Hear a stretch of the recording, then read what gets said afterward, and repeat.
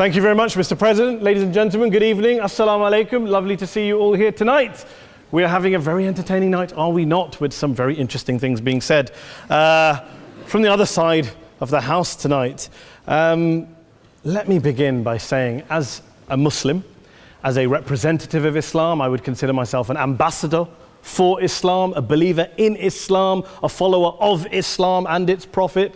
So in that capacity, let me begin by apologizing to Anne-Marie for the Bali bombings. I apologize for the role of my religion and me and my people, for the killing of Theo van Gogh, for 7/7. Yes, that was all of us. That was Islam, that was Muslims, that was the Quran. I mean, astonishing claims to make in the very first speech tonight, on a day like today, where the Conservative Prime Minister of the United Kingdom is having to come out and point out that these kind of views are anathema. And I believe you're trying to stand for the Labour Party to become an MP in Brighton. If you do, and you make these comments, I'm guessing you'll have the whip withdrawn from you, but then again, UKIP's on the rise, they'll take you, the BNP, they might have something to say about your views. This is what Mehdi Hasan always does. By the way, just on a factual point, since we heard a lot about the second speaker, about how backward we Muslims all are, on a factual point, you said that Islam was born in Saudi Arabia. Islam was born in 610 AD. Saudi Arabia was born in 1932 AD. So you were only 1,322 years off. Not bad? Not bad start there. Talking of maths, by the way, a man named Al-Khawarizmi was one of the greatest mathematicians of all time, a Muslim, worked in the golden age of Islam. He's the guy who came up with not just algebra, but algorithms. Without algorithms, you wouldn't have laptops. Without laptops, Daniel Johnson tonight wouldn't have been able to print out his speech in which he came to berate us Muslims for holding back the advance and intellectual achievements of the West, which all happened without any contribution from anyone else other than the Judeo-Christian people of Europe. In fact, Daniel David Levering, the author of the Pulitzer Prize-winning historian and author of The Golden Crucible, points out that there would be no Renaissance, there would be no Reformation in Europe without the role played by Ibn Sina and Ibn Rushd and some of the great Muslim theologians, philosophers, scientists in bringing Greek texts to Europe. As for this being our university, I will leave that to the imagination as to who is our and who is there. I studied here too. An astonishing set of speeches so far making this case tonight. A mixture of just cherry-picked quotes, facts and figures, self-serving, selective, a farrago of distortions, misrepresentations, misinterpretations, misquotations. Daniel talked about my article in the New Statesman, which got me a lot of flack, where I talked about the anti-Semitism that is prevalent in some parts of the Muslim community, which indeed it is.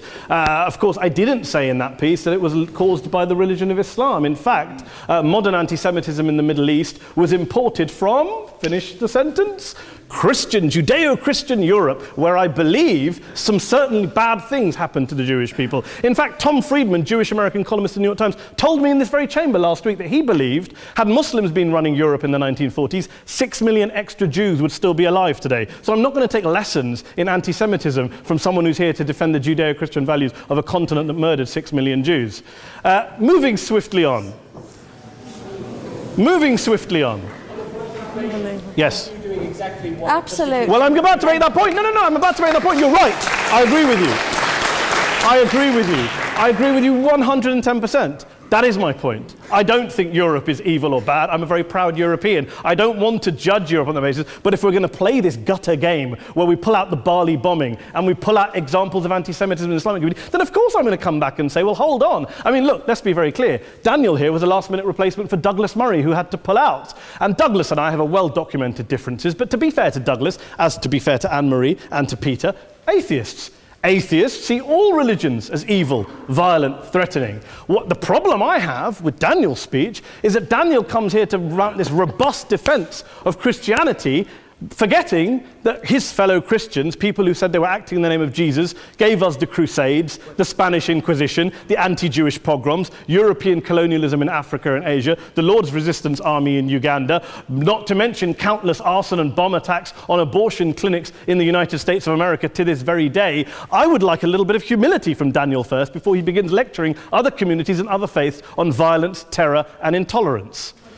But, no thank you. Some water. But I would say this, to address the gentleman's very valid point here, I'm not going to play that game. I don't actually believe that Christianity is a religion of violence and hate because of what the LRA does in Uganda or what Crusaders did to Jews and Muslims in Jerusalem when they took back the city in the 12th or 13th or whatever century it was. I believe that Christianity, like Islam, like pretty much every mainstream religion, is based on love and compassion and faith. I do follow a religion in which 113 out of the 114 chapters of the Quran begins by introducing the God of Islam as a God of mercy and compassion. I would not have it any other way. I don't follow a religion which introduces my God to me as a God of war, as some kind of Greek God of wrath, as a God of hate and injustice. Not at all. As Adam pointed out, you go through the Quran and you see the mercy and the love and the justice. And yes, you have verses that refer to warfare and violence. Of course it does. This is not a motion about pacifism. I'm not here to argue that Islam is a pacifistic faith. It is not. Islam allows military action, violence in certain limited contexts. And yes, a minority of Muslims do take it out of that context. But is it religious? Well, we talked about Woolwich. Daniel and Anne-Marie have suggested that it's definitely religion that's behind all of this. Well, actually, what I find so amusing tonight is we're having a debate about Islam. And the opposition tonight have come forward. We have a graduate in law, a graduate in modern history, a graduate in chemistry. And, you know, I admire all of their intellects and their abilities, but we don't have anyone who's actually an expert on Islam, a scholar of Islam, a historian of Islam, a speaker of Arabic, even a terrorism expert or a security expert or a pollster, let alone to talk about what Muslims believe or think. Instead, we have people coming here, putting forward these views, putting forward these sweeping opinions. Listen to Professor Robert Pape of the University of Chicago, one of America's leading terrorism experts, who, unlike our esteemed opposition tonight, studied every single case of suicide terrorism between 1980 and 2005, 315 cases in total. And he concluded, and I quote, "There is little connection between suicide terrorism and Islamic fundamentalism or any of the world's religions. Rather, what nearly all suicide terrorist attacks have in common is a specific secular and strategic goal to compel modern democracies to withdraw military forces from territory that the terrorists consider to be their homeland." And the irony is, when we talk about terrorism, the irony is that the opposition and the Muslim terrorists, the Al-Qaeda types, actually have one thing in common, because they both believe that Islam is a warlike, violent religion. They both agree on that. They have everything in common. Osama bin Laden would be nodding along to everything he's heard tonight from the opposition side. He agrees with them.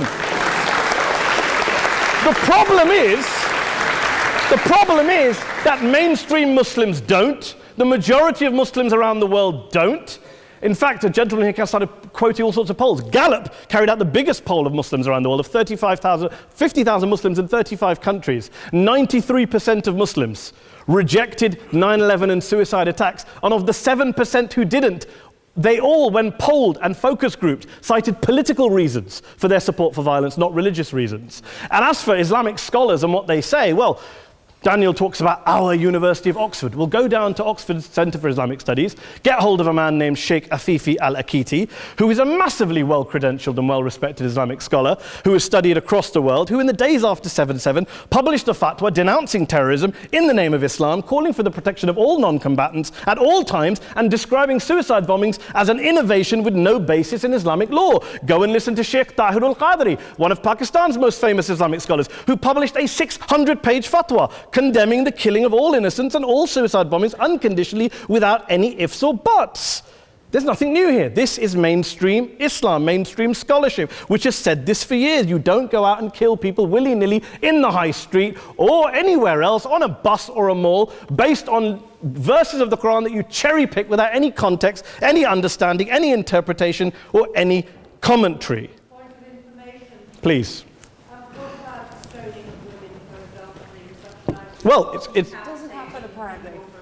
I didn't say it doesn't happen at all. I never said it didn't happen. I don't blame Islam. Yes, it's a very good point. And a lot of us are campaigning against that. And we're campaigning against it in the name of Islam. We're campaigning against it in the name of various interpretations of Islam. Anne-Marie comes and scares us with her talk of Sharia law. I would like to see the book of Sharia law. It doesn't exist. People argue over what Sharia law is. And you empower the extremists by saying there is only one version. You empower them all. I don't believe you took any interruptions, Anne-Marie, so I think you should stay there for a moment. Several countries. Here's what we're dealing with. Here's what we're dealing with. We are dealing, I took your point. Here we are dealing with a 1400-year-old global religion followed by 1.6 billion people in every corner of the world, a quarter of humanity, of all backgrounds, cultures, ethnicities. And yet the opposition tonight wants to generalize, stereotype, smear in order to desperately win this debate. And here's my question, if we're going to generalize and smear.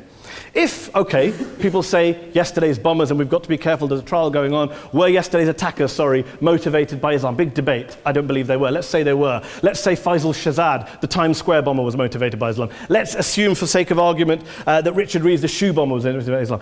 If Islam is responsible for these killings, if Islam is what is motivating these people, and Islam is therefore not a religion of peace, a religion of war, then ask yourself this question: why aren't the rest of us doing it? Why is it such a tiny minority of Muslims are interpreting their religion in the way that the opposition claim they are? Let's assume there are 16,000 suicide bombers in the world. There aren't. Let's assume there are for the sake of argument. That's 0.001% of the Muslim population globally. What about the other 99.99% of Muslims who the opposition tonight either ignore or smear? The reality is that the rest of us aren't blowing ourselves up tonight. The reality is that the opposition came here tonight not worried about the fact that me and Adam might pull open our jackets and blow ourselves up tonight because we're followers of a warlike warrior religion which wants to take over Europe and Daniel's university. The issue is this.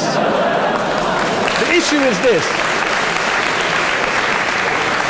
Unless the opposition can tell us tonight, and Peter Atkins is here, one of our great atheist intellectuals, can tell us tonight, can answer this question tonight: why don't the vast majority of Muslims around the world behave as violently and aggressively as a tiny minority of politically motivated extremists? Then they might as well give up and stop pretending they have anything relevant to say about Islam or Muslims as a whole. Ladies and gentlemen, let me just say this to you. Think about what the opposite of this motion is. If you vote no tonight, think about what you're saying the opposite motion is. That Islam isn't a religion of peace, it's a religion of war, of violence, of terror, of aggression. That the people who follow Islam, me, my wife, my retired parents, my 6-year-old child, that 1.8 million of your fellow British residents and citizens, that 1.6 billion people across the world, your fellow human beings, are all followers, promoters, believers in a religion of violence. Do you really think that? Do you really believe that to be the case? They say that in the Oxford Union, the most famous debate was in 1933 when Adolf Hitler looked out for the result of the King and Country motion, where they voted against fighting for King and Country, and Hitler was listening out for the result. Well, tonight, 80 years on, there are two groups of people around the world who I would argue are waiting for the result of tonight's vote. There are the millions of peaceful, non-violent, law-abiding Muslims both in the UK, Europe, Asia, Africa and beyond, who see Islam as the source of their identity, as a source of spiritual fulfillment, of hope, of solace. And there are the phobes, the haters, the bigots out there who want to push the clash of civilizations, who want to divide all of us into them and us and ours and their.